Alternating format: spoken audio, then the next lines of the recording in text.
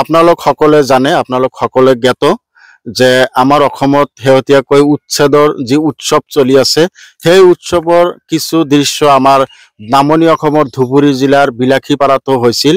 আৰু এয়া হৈছে চিৰাকুটা প্ৰথম খণ্ড। আপোনালোক সকলে জানে উচ্ছেদ সৰ্ববৃহৎ উচ্ছেদ হৈছিল। এই উচ্ছেদত প্ৰায় ৩৫০০ বিঘা জমি চৰকাৰে খালী কৰিছে আৰু ৫,০০০তকৈ বেছি পৰিয়াল ইয়াৰ পৰা উচ্ছেদিত হৈছে। প্ৰায় ২০,০০০তকৈ বেছি জনসংখ্যা উচ্ছেদ কৰা হৈছে। আৰু উচ্ছেদিত ব্যক্তিসকল কেনে আছে, ক'ত আছে, কেনেকে আছে, সেই দৃশ্যাংশ আপোনালোকক দেখুৱাবলৈ আপোনালোকে নিশ্চয় চাইছে। মই এখন তিৰপালেৰে সাজা এখন ঝুপুৰিৰ তলত আছো আৰু মোৰ লগত এজন দাদা আছে। দাদাৰ পৰা জানিম যে কি অৱস্থাত জীয়াই আছে, মানুহ এনেকে জীয়াই থাকিব পাৰেনে। দাদা, আপোনাৰ নাম কি? মোৰ নাম হ'ল জবান আলী। আপুনি এইখন স্থানত এই স্থানত কিমান দিনৰ পৰা আছিলে? ৮৩ ৬ বছৰ বাদে আহিছো। 1983 চনৰ 6 বছৰ পিছত আহিছো। আপোনালোকৰ NRC আছে? 1951 চনৰ NRC আছেনে? আছে। 1966 চনৰ ভোটাৰ লিষ্ট আছে। 1971 চনৰ ভোটাৰ লিষ্ট আছে। 1997 চনৰ ভোটাৰ লিষ্ট আছে। সবেই আছে। আপুনি তেন্তে ভাৰতীয়? ভাৰতীয় মই। আপুনি চৰকাৰৰ পৰা কি কি সুবিধা পাইছে? কোনো সুবিধাই পাই নাই। আপোনালোকক সংস্থাপন দিয়াৰ কথা আছিল, দিছেনে? নাদে। কিবা সাহায্য কৰাৰ কথা আছিল, কৰিছে? কোনো দিয়া নাই।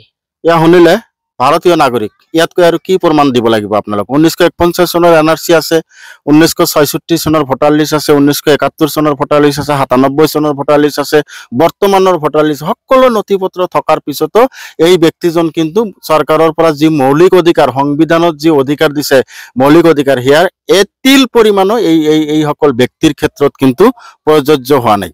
আজি কিমান দিনৰ পৰা এই তিৰপালৰ তলত আছে? আছো পৰাই মাসে হ'ল। 1 মাহ হ'ল। 1 মাহ হ'ল। সরকার পক্ষ কোনো খবর লৈছে? কোনো খবর নিয়ে নাই। কোনো ধরনের সহযোগিতা কৰিছে নেকি? কৰা নাই। যি কৰিছে ৰাইজে কৰিছে। ৰাইজে কৰিছে।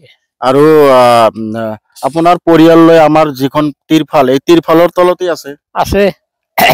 এই তিৰপাল তলতে থাকো। তিৰপালৰ তলতে আছে ন? আজি তেওঁলোকৰ হাতত কিন্তু একো নাই, ঘৰ নাই, থাকিবলৈ জেগা নাই, ক'ত যাব সেয়াও নাজানে। পৰৱৰ্তী সময়ত ক'ত যাব বুলি ভাবিছে? কোনো ভাবাই নাই, কোনো উপায় নাই। যোৱাৰ কোনো জায়গা আছে? জায়গাটো নাই, কোনো জায়গাটো নাই। যোৱাৰ কোনো জায়গা নাই বুলি কৈছে। ক'ত যাব সেয়া নাজানে। আজি তিৰপালৰ তলত জীৱন যাপন কৰিব লগা হৈছে। ইমান বৰষুণ ৰ'দ সকলোকে নেওচি এই তিৰপালৰ তলত আপোনালোকে সকলে দেখিছে বাসন বৰ্তন বিলাক কিন্তু ইয়াতে আছে। আৰু চাৰিওফালৰ দৃশ্যাংশ যদি আপোনালোকক দেখুৱাও, ইয়াত এখন ধুনীয়া ঘৰ আছিল। ইয়াত এখন ধুনীয়া এখন ঘৰ আছিল। ইয়াৰ চাৰিওফালে যি যুদ্ধ সদৃশ, মানে এনেকুৱা লাগে যে অলপ সময় পিছত আগতে যেন ইয়াত যুদ্ধ হৈ গৈছে, এনেকুৱা এটা পৰিৱেশ চাৰিওফালে কিন্তু বিৰাজ কৰা পৰিলক্ষিত হৈছে। আৰু এই সকল ব্যক্তিক চৰকাৰে কোনো ধৰণৰ সা সুবিধা এতিয়ালৈকে দি পোৱা নাই। আৰু ইফালৰ দৃশ্য যদি আপোনালোকক দেখুৱাও, ইফালে যিমান দূৰলৈকে আপোনালোকে চাব পাৰে, ইয়াত কিন্তু ধুনীয়া এখন গাঁও আছিল, এখন মছজিদ আছিল, এখন মক্তব আছিল, সকলো ব্যৱস্থা আছিল। চৰকাৰে ইয়াত কাৰেণ্ট দিছিল, চৰকাৰে পিয়াময় ঘৰ দিছিল, চৰকাৰে বিদ্যালয় দিছে, চৰকাৰে ইলেক্ট্ৰিচিটিৰ ব্যৱস্থা দিছে, চৰকাৰে পানীৰ ব্যৱস্থা দিছে, দুখনকৈ জল জীৱন মিছনৰ আঁচনি কিন্তু ইয়াত দিয়া হৈছিল। এই মানুহখিনি যুগ যুগৰ পৰা ইয়াত বসতি কৰিছিল আৰু চৰকাৰে যিমান সুবিধা পাব লাগে গোটেই সুবিধাখিনি কিন্তু এই মানুহখিনিক দিয়া হৈছিল। আৰু আজি কি হ'ল, আজি তেওঁলোকক পাইকাৰী হাৰত এই মানুহখিনি সংখ্যালঘু মানুহ, মুছলমান মানুহ, নৈপৰীয়া মানুহ, নদীভংগ মানুহ, এই গোটেই মানুহখিনিক চৰকাৰে এনেকে উচ্ছেদ কৰি দিয়াৰ পিছত আজি এনেকে তিৰপালৰ তলত, বেলেগৰ ঘৰত, ৰাস্তাৰ কাষত, মানে য'ত যেনেকে যি থাকিব পাৰে তেনেকে থাকিব লগা হৈছিল। আৰু চৰকাৰৰ ফালৰ পৰা কোৱা হৈছিল তেওঁলোকক পুনৰ সংস্থাপনৰ ভূমি দিয়া হ'ব।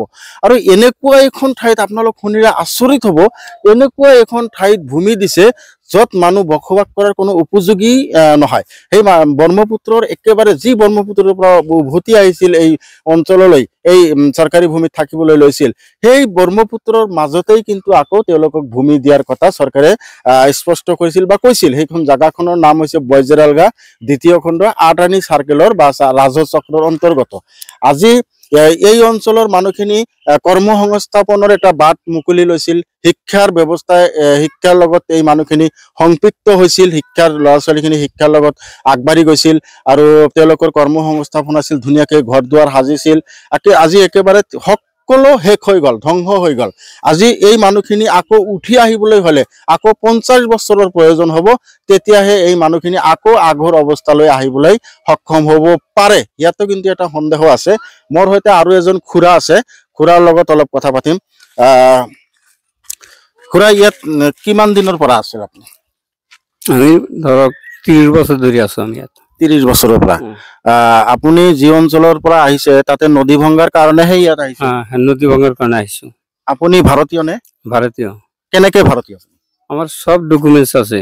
51 সনের এনআরসি আছে, 66 ভোটার লিস্ট আছে, 71 ভোটার লিস্ট আছে, 97 সনের ফলিও আছে, সব কিছু আছে। সকলো ডকুমেন্টস আছে? সকলো ডকুমেন্টস আছে। এতিয়া ক'ত আছে? এতিয়া তো জাগা নাই, বেলেগৰ ঘৰত আছো। জাগা নাই, বেলেগৰ ঘৰত আছে? বেলেগৰ ঘৰত আছো। আপোনাৰ ছোৱালী এজনত মেট্ৰিকত পঢ়ে, তাৰ পঢ়াৰ অৱস্থাটো কি? বেয়া, মানে এদিনো ক্লাছ কৰিব নোৱাৰে, পঢ়িব নোৱাৰে, জাগা নাই, থাকিবলৈ জাগা নাই, থাকিবলৈ জাগা নাই। পঢ়াব কেনেকে? কেনেকৈ পঢ়া, মানে যিখন ঘৰত থাকো সেই ঘৰত বৰষুণ পৰিলে পানী পৰে, ৰাতিত বহি থাকিব লাগে, বিছনাৰ পৰা উঠি বহি থাকিব লাগে, মানে বিছনাৰ ওচৰতে পানী পৰে। চৰকাৰৰ পৰা যি সুবিধা দিয়া কথা, মুখ্যমন্ত্ৰী ডাঙৰীয়া ইয়াত আহিছিল, অলপ সুবিধা দিয়া কথা আছিল, সেইবোৰ দিছে নে? দিয়া নাই। দিয়া নাই ন? দিয়া নাই। ইয়া শুনিলে, মুখ্যমন্ত্ৰী ডাঙৰীয়া কিন্তু আমাৰ এই স্থানত দুবাৰকে আহিছিল আৰু কৈছিল যে মানুহখিনিক আমি যিমান পাৰা মানে সাহায্য কৰিম আৰু পুনৰ সংস্থাপনৰ ব্যৱস্থাৰ কথাও কিন্তু সাংবাদিকৰ আগত কৈছিল। আজি কিন্তু সেয়া পৰিলক্ষিত হোৱা নাই।